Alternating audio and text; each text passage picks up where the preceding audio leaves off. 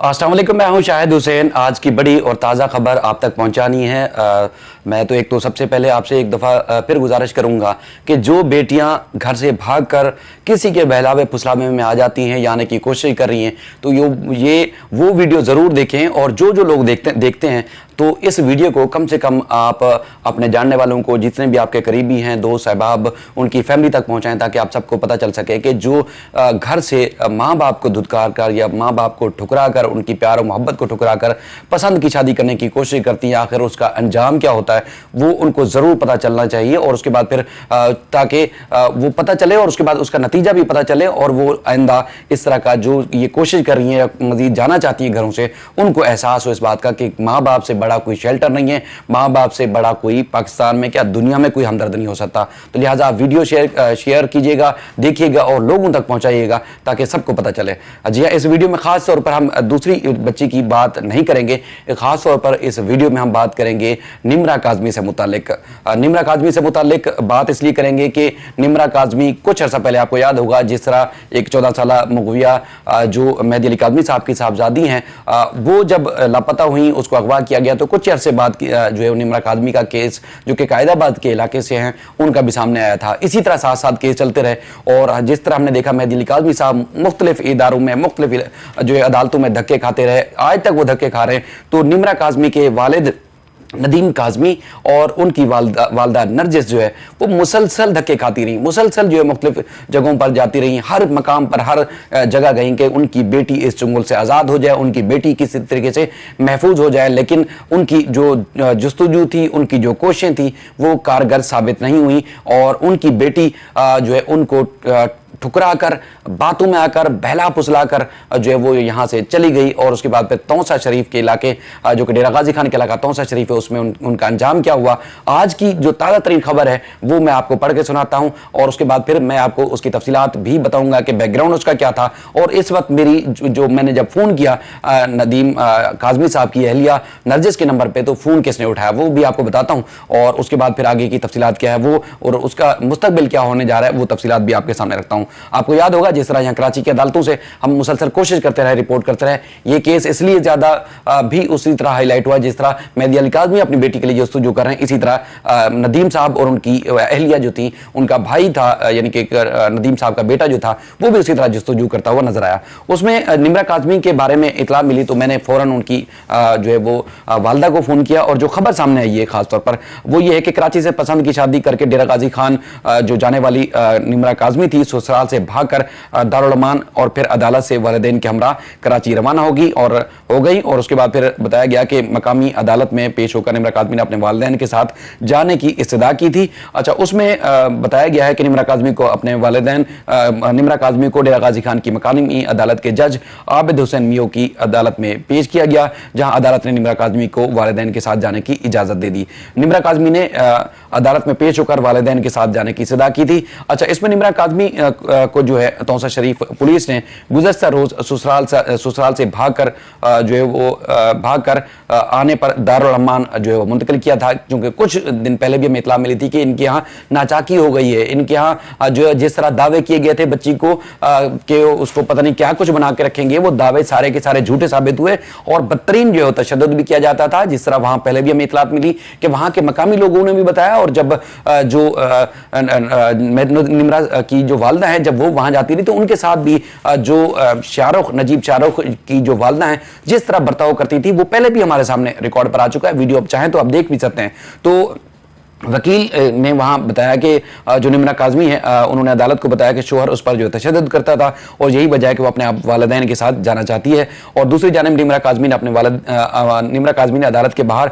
Media से भी गुफ्तगू की और उन्होंने अपने वालिदैन के साथ जाने की ख्वाहिश का इजहार किया और कहा कि वो अपने वालिदैन के साथ जाने पर जो है बहुत खुश हैं। ताहम अपने ऊपर तशद्दुद करने के जवाब पर जो है उन्होंने जो मज़ीद जो मीडिया से जो सवाल जवाब किए गए उस पर उन्होंने इनकार किया। और निम्रा काज़मी के वालिदैन भी बेटी के साथ बेटी को साथ ले जाने पर जो है खुश थे। और निम्रा काज़मी के वालिदैन का कहना था कि शाहरुख उनके साथ कराची आकर रहना चाहे तो उन्हें कोई इतराज़ नहीं होगा और वो अपने दमाद को इज्जत देंगे। ये वहाँ पर उनकी मीडिया से जो गुफ्तगू हुई उसकी तफसीलात मैं आपके सामने रख रहा हूँ। अच्छा,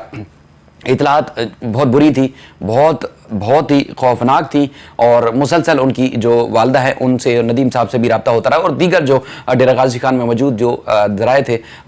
उनसे भी हमारा रब्ता होता रहा। तो अक्सर वो बताते रहे कि बच्ची को यहाँ से दावा करके ले जाया तो गया, लेकिन उसके बाद फिर वहाँ उसके साथ बर्ताव अच्छा नहीं हो रहा और वो लोग जो है वो जो करेक्टर है उनका, उसके ख़ानदान का, वो पूरा बिल्कुल नामुनासिब है। और कुछ इतला तो कुछ अर्से पहले ये भी मिली थी कि चूँकि मुसलसल जो नजीब शाहरुख की वालदा थी वो निमरा से लड़ती झगड़ती थी, ताने मारती थी और मुख्तलिफ किस्म की जो एक नामुनासिब सा रवैया था, तो इसलिए दोनों को, यानी कि शाहरुख और नजीब शाहरुख और इसके अलावा जो निमरा थी उसको घर से बाहर निकाल दिया था। कुछ अर्सा घर से बाहर रहे। ज़ाहिर है माँ बाप को हमेशा फिर इंसान तरजीह देता है, तो उसके बाद फिर जो है वो शायद ये वजह बनी कि निमरा तंग आके जो घर से बाहर गई और उसके बाद फिर थाने चली गई। थाने वालों ने फिर वहाँ ससुराल भेजने के बजाय उसको जो है वो दारुल मान में इंतकाल कर दिया था और उसके बाद फिर डेरा गाजी खान की अदालत में मुंतकिल किया गया। अच्छा, उसके बाद फिर आपको थोड़ा सा अगर इसका बैकग्राउंड बताऊं तो जिस तरह ये केस ज़ेर समाअत था तो उस वक्त भी बहुत सारे लोगों ने जो नदीम काज़मी साहब हैं जो निमरा के वालिद, उनकी और उनकी जो वालदा को अक्सर कहते रहे कि देखें ये केस अभी जो है वो इस हद तक पहुंचा है कि आप जिस तरह फॉलो करते रहेंगे उस हद तक उससे ज़्यादा जो है जो मुलज़म था या उसका जो मुबैना शोहर था वो जो है वो और उसका ख़ानदान इस केस को ज़्यादा सपोर्ट करेगा और बच्ची को ज़्यादा प्यार मोहब्बत देगा और तुमसे ज़्यादा गुमराह करेगा। कुछ अर्से के लिए तुम सुकून से बैठ जाओ। तो बेचारे ज़ाहिर है माँ बाप की मोहब्बत थी, वो कैसे सुकून से बैठ सकते हैं। वो हर फोरम पर जाते रहे, थाने कचहरी अदालतों में, जहाँ जहाँ जो उनकी हैसियत थी। बेचारे ज़ाहिर एक गरीब ख़ानदान था, वालदा भी खुद फैक्ट्री में जॉब करती थी, भाई भी जॉब करते थे, वालिद जो है वो सुजुकी पिकअप चलाते थे, यानी कि बड़ी मुश्किल से घर का जो है वो गुजर बसर हो रहा था। तो उसके बाद फिर उनका जब उनका जॉब करना, उनका काम करना, उनका वहाँ इलाके में रहना बड़ा मुश्किल हो गया था जब ये बेटी का जो केस जो है वो वहाँ पर सामने आया। और उसके बाद फिर जॉब पर नहीं जा पा रहे थे, काम पर नहीं जा पा रहे थे, इस तरह मुझसे उनका राब्ता होता रहा। और उसके बाद फिर आपने देखा कि जब बच्ची को सिंध हाई कोर्ट ने दारुल अमान भेजने का हुक्म दिया था कि जब तक बच्ची सिंध हाई दारुल अमान में रहेगी और उसके बाद फिर लड़के के खिलाफ जो ट्रायल है वो मुकम्मल किया जाएगा, तो उस दौरान बच्ची को दारुल अमान से वापस लाकर 164 का बयान रिकॉर्ड करवाया गया और जज ने उनको जो है वो दारुल अमान भेज दिया था। बच्ची ने उस वक्त भी कहा था निमरा ने कि उसको नजीब शाहरुख के साथ जाना है। और उसके बाद फिर जो दारुल अमान से वापस निकलवाने के लिए जो है उन्होंने जो जर जमानत थी वो जर जमानत भी जो है वो रखवाई गई। और उसके बाद फिर कुछ अर्से के बाद ये इतला सामने आई कि जो बच्ची है उसको जो है वो अब साथ जाने दिया जा रहा है और अदालत के सामने, बल्कि अदालत की आने जाने की आपने वीडियोस भी देखी होंगी निमरा काज़मी की उस लड़के के साथ कि वो कह रही थी कि वो बड़ी खुश है और उसके बाद उसको जाना है। हम भी वहाँ जब कवरेज के लिए पहुँचे तो दो औरतें, यानी कि एक खाला थी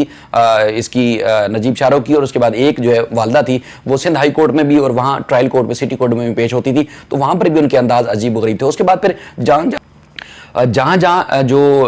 मतलब वो रिहाइश पजीर थी उनकी खाला या जो भी डिफेंस के इलाके में, वहाँ पर भी मालूमात लेने की कोशिश की गई। तो उन लोगों ने भी इनके ख़ानदान के बारे में, नजीब शाहरुख के ख़ानदान के बारे में अच्छी रिपोर्ट्स नहीं दी, यानी कि बहुत ज़्यादा खौफनाक रिपोर्ट्स वहाँ के मकीनजा, इलाका मकीनजा जो उनके पड़ोसी थे वो बताते थे। तो बहरहाल बच्ची की वहाँ से जो है रवानगी हुई और केस 3 क्लास पेश किया गया और उसके बाद इसको डेरा गाजी खान मुंतकिल किया गया। कुछ अर्सा वहाँ रहे, उसके बाद फिर ज़ाहिर है वो राब्ते में आते रहे, माँ बाप मिलने के लिए भी जाता रहा, तो उनके साथ भी जो है नामुनासिब बर्ताव होता रहा। फिर जब मैंने कुछ अर्से से मेरे पास नंबर मिस हो गया था और पिछले तकरीबन 1 हफ्ते के करीब जो है वो मुझसे रब्ता नहीं हुआ था, तो मैंने बड़ी कोशिश की कि इनका नंबर ट्रेस करूं, उनकी वालदा का या उनके वालिद का, तो मैं रब्ता करूं कि बिलाखिर क्या हुआ जब इस तरह की इतला सामने आई। तो उसके बाद फिर चूंकि जब तक वजाहत नहीं होती मैं कोशिश करता हूं कि उस खबर को ना चलाऊं, दूसरे की खबर पर मैं कोशिश करता हूं कि मैं रिलाई ना करूं जब तक मुझे खुद तस्दीक ना हो। तो फिर मेरी कुछ देर पहले, जब मैं ये वीडियो रिकॉर्ड कर रहा हूँ तकरीबन 9 बजे से कुछ देर पहले 7 अगस्त और 9 बजे के शाम के वक्त है, रात का टाइम है, तो मेरी कुछ देर पहले नंबर मैंने बड़ी मुश्किल से अपने मोबाइल से ट्रेस किया। तो मैंने अपने नंबर से कॉल की तो निमरा काज़मी ने खुद फ़ोन उठाया, यानी कि वो गाड़ी में है इस वक्त जब मैं वीडियो रिकॉर्ड कर रहा हूँ और डेरा गाजी खान से वो कराची जो है वो मुंतकिल हो रहे हैं, शायद रास्ते में है। लेकिन उनसे मेरी जब बात हुई तो मैंने उनको कहा कि मेरी अपनी वालदा से बात करें, तो उन्होंने अपनी वालदा से बात कराई। तो मेरी उनसे उनकी वालदा से बात हुई तो मैंने उनसे जो सवाल जवाब किए, उन्होंने जो मुझे बताया कि अब वो वापस नहीं जाएगी और उसके बाद फिर वो बेटी के ऊपर शाहरुख जो है वो शदीद तशद्दुद करता था। बेटी तंग आकर घर से निकली थी, तंग आके जो है वो घर से बाहर गई और उसके बाद फिर पुलिस के पास गई। आपको यकीनन मालूम है कि जब भी कोई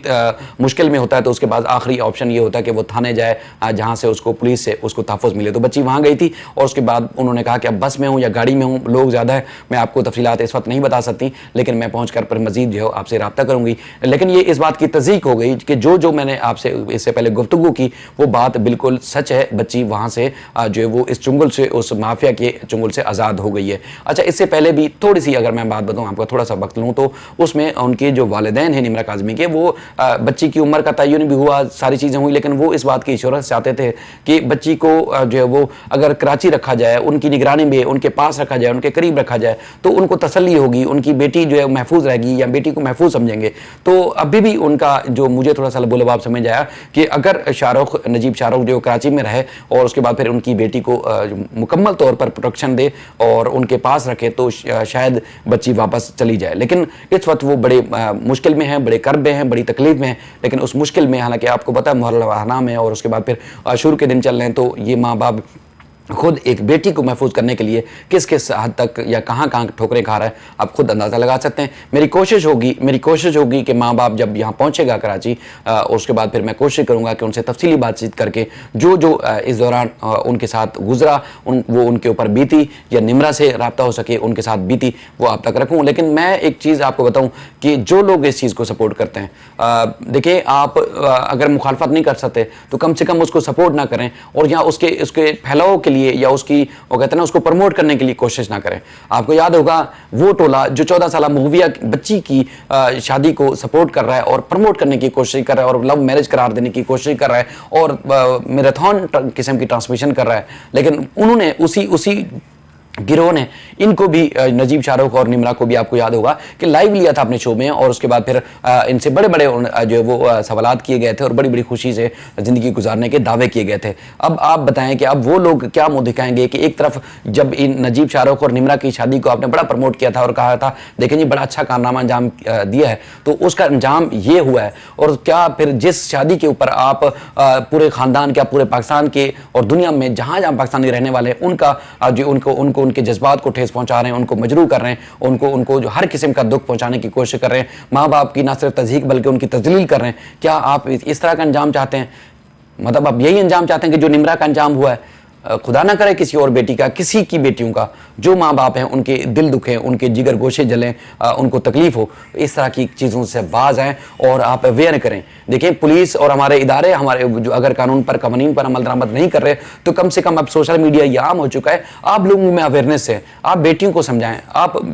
बेटों को समझाएं। ये जो बहलावे होते हैं ना लड़कों के, ये चंद दिन के बहलावे होते हैं। जब आप कहते हैं ना कि जब कुर्बत ज़्यादा हासिल कर लेते हैं ना तो उसके बाद ये फिर आपको घास तक नहीं डालते। ये इस तरह के जो है वो लोग होते हैं कि फिर लड़के जो है वो खासतौर पर, मैं मर्द हूँ लेकिन मुझे ये कहने में कोई कबाहत नहीं है कि लड़कियों को गुमराह करने के लिए वो कहते हैं कि दिन रात एक कर देते हैं और बड़े बड़े झांसे देते हैं। उसके बाद जब लड़की को हासिल कर लेते हैं तो उसके बाद फिर जो बर्ताव होता है आप सोच भी नहीं सकते। जिन जिन बेटियों के ऊपर, बहनों के ऊपर गुजरी है ना, वो अगर ये वीडियो देखेंगी तो वो मेरी बात से मुकम्मल तौर पर इत्तेफाक करेंगी कि मैं क्या कहना चाह रहा हूं और क्या मेरा बात करने का मकसद है। तो इसलिए माँ बाप से बड़ी कोई चीज़ नहीं है, ठीक है। अगर आप किसी को पसंद करते हैं, आप किसी के साथ शादी करना चाहते हैं, माँ बाप के साथ अटैचमेंट होगी तो कम से कम वो मुश्किल, वो परेशानी, वो दुख, वो मुसीबतें, वो अजाब, वो आताब आपके ऊपर से कम हो जाएगा जब आप अकेले माँ बाप को अकेला छोड़ के आप किसी के साथ अकेला गुजारने के लिए